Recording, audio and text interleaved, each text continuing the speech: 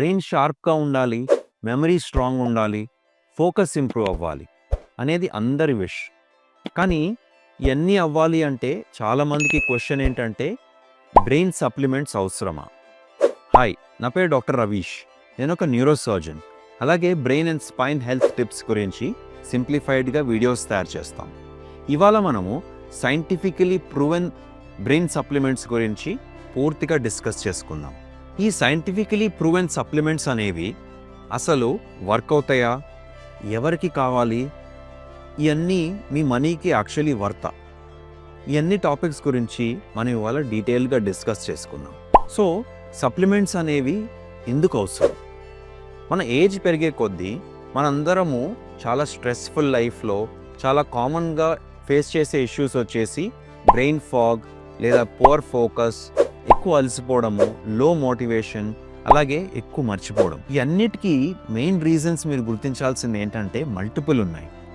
వాటిలో వచ్చేసి poor sleep, నిద్ర సరిగ్గా లేకపోవడము, ఎక్కువ స్ట్రెస్ అయిపోవడము, junk food and sedentary lifestyle, and yes of course vitamin deficiencies ఉంటాం.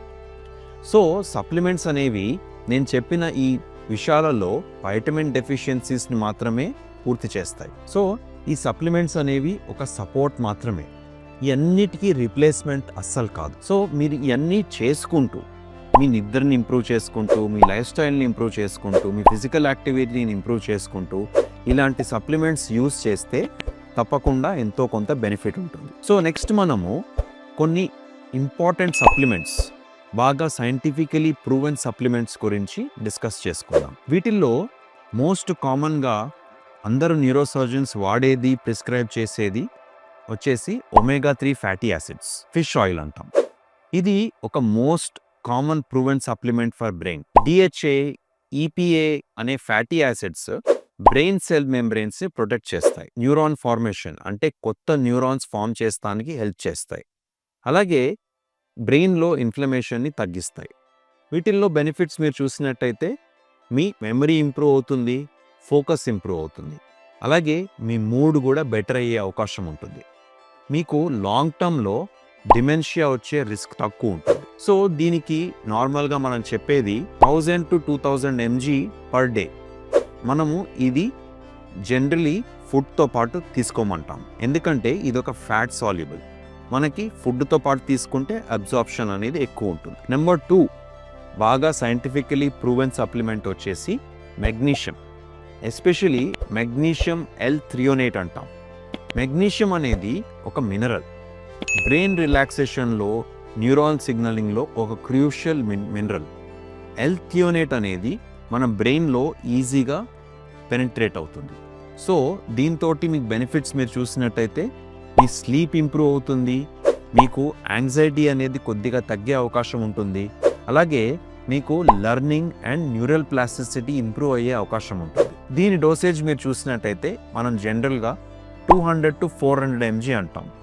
ఇది జనరలీ మనము సాయంత్రం పూట లేదా పడుకునే ముందు వేసుకోమంటాం. దీని తర్వాత మీరు కామన్గా చూసే వైటమిన్ వచ్చేసి లేదా సప్లిమెంట్ ఇచ్చేది మనము వైటమిన్ D3.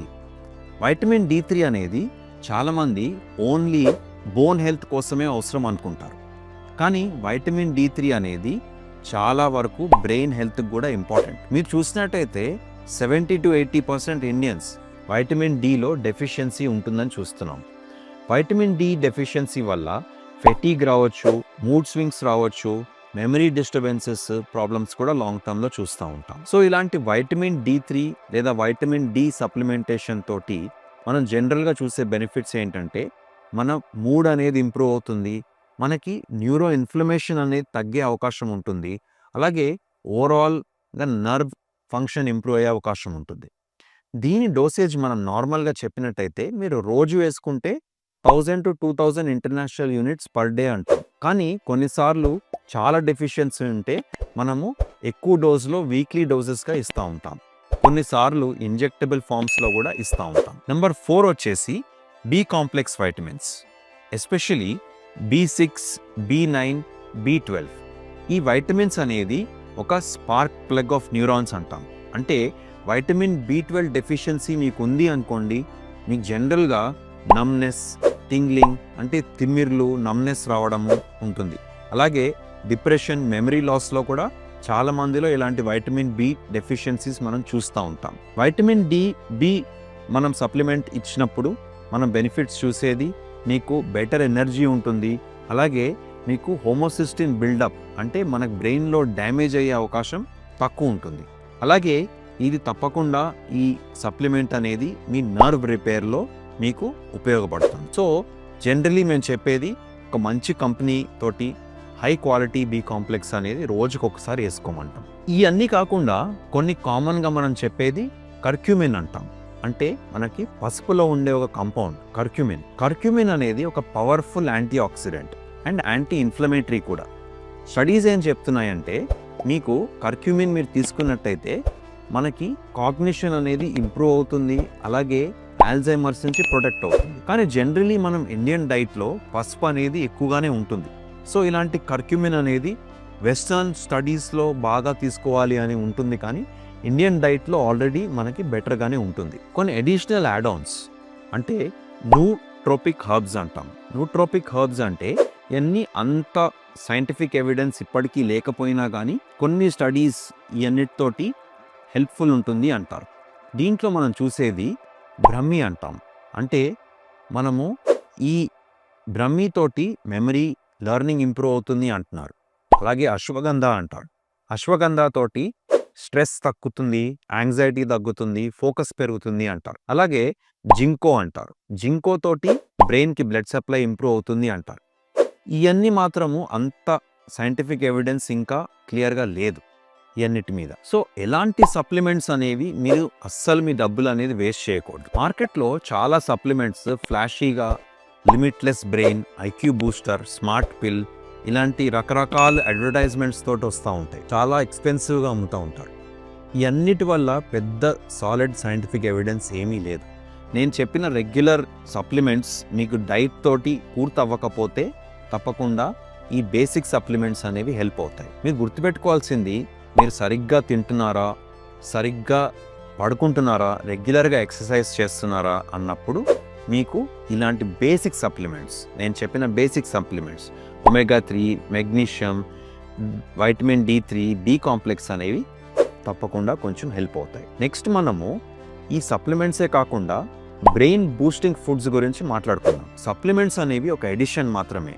న్యాచురల్గానే కొన్ని ఫుడ్స్లో ఇవన్నీ నేను చెప్పిన సప్లిమెంట్స్ అనేవి ఉంటాయి.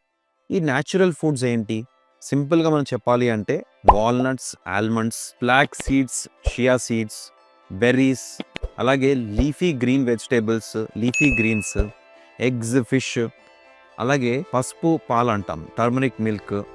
ఇలాంటి వాటిల్లో న్యాచురల్గానే మీకు ఈ చెప్పిన కాంపౌండ్స్ అన్నీ ఎక్కువగా ఉంటాయి. సో నేను ఫైనల్గా చెప్పదలుచుకుంది ఏంటంటే మీరు సప్లిమెంట్స్ అనేది హెల్ప్ఫుల్ ఉంటాయి, కానీ తప్పకుండా బ్రెయిన్ హెల్దీ లైఫ్ స్టైల్ అంటే ఎక్సర్సైజ్, స్లీప్, స్ట్రెస్ కంట్రోల్ మీద వీటి కంటే ఎక్కువగా కాన్సన్ట్రేట్ చేయాలి.